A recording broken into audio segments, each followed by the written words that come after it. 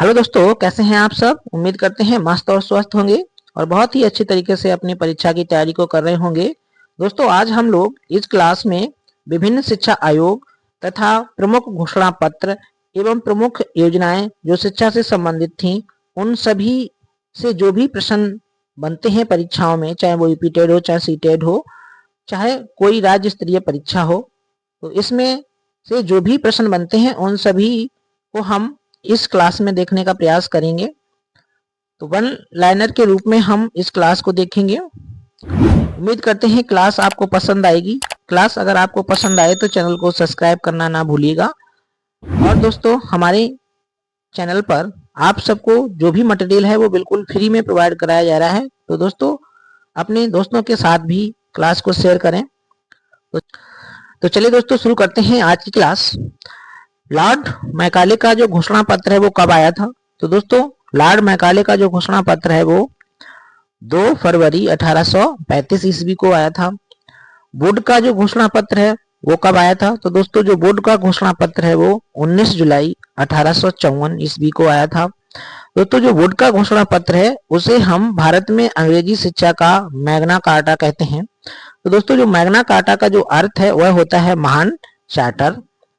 अगला है दोस्तों सेंटलर आयोग। तो दोस्तों, सेंटलर जो आयोग है उसकी स्थापना कब हुई थी। तो उसकी स्थापना हुई थी 1917 ईस्वी में और रिपोर्ट इसकी जो है वो सौंपी गई थी 1919 ईस्वी में। दोस्तों, इस सेंट्रल आयोग को हम दूसरे नाम से भी जानते हैं। वो दूसरा नाम है कोलकाता विश्वविद्यालय आयोग। तो दोस्तों, ये याद रखेंगे, कोलकाता विश्वविद्यालय आयोग या सेंट्रल आयोग एक ही बात है। राधा कृष्ण आयोग। दोस्तों, जो राधा कृष्ण आयोग है उसकी स्थापना हुई थी 4 नवंबर 1948 ईस्वी को और इसकी जो रिपोर्ट है वो सौंपी गई थी 15 अगस्त 1949 ईस्वी को। इसके जो सचिव थे वो थे निर्मल कुमार सिद्धांत और जो अध्यक्ष थे वह थे डॉक्टर सर्वपल्ली राधाकृष्णन। दूसरा इसका नाम है विश्वविद्यालय शिक्षा आयोग। तो दोस्तों, विश्वविद्यालय शिक्षा आयोग को राधाकृष्ण आयोग के नाम से भी जानते हैं, याद रखेंगे ये चीज। अगला है दोस्तों मुदालियर आयोग।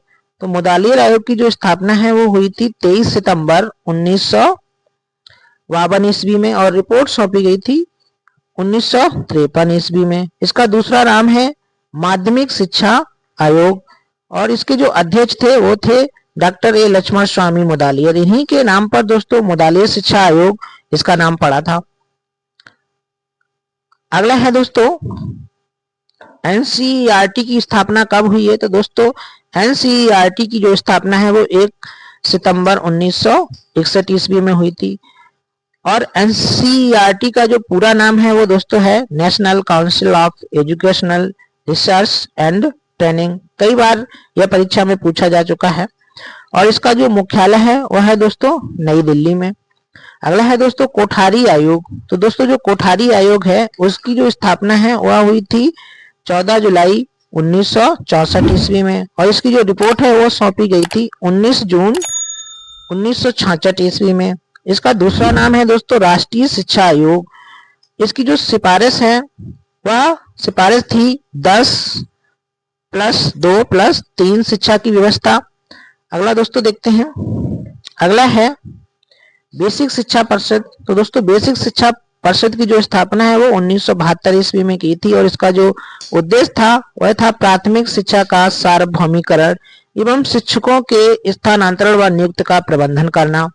अगला है दोस्तों एससीईआरटी की स्थापना। तो दोस्तों, एससीईआरटी की स्थापना विभिन्न राज्यों में विभिन्न तिथियों में हुई है। तो उत्तर प्रदेश में दोस्तों अगर मैं बात करूं तो ये 1981 ईस्वी में हुई थी और इसका जो पूरा नाम है वह है state council of educational research and training.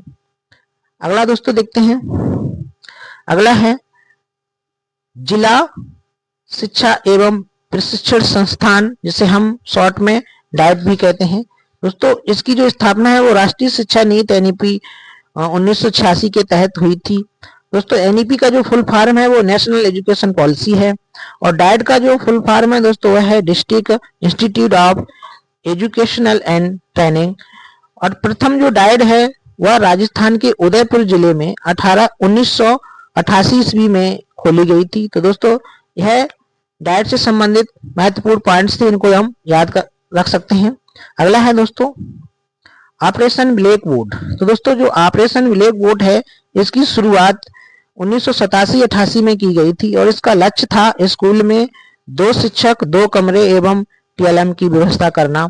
अगला दोस्तों देखते हैं, अगला है दोस्तों मिड डे मील की स्थापना। तो दोस्तों मिड डे मील की जो स्थापना है वो 15 अगस्त 1995 ईस्वी में हुई थी। अब इसका नाम बदल दिया गया है, तब अब हम इसको पीएम पोषण के नाम से जानते हैं, जो कि 2 सितंबर 2021 में इसका नाम बदल दिया गया था।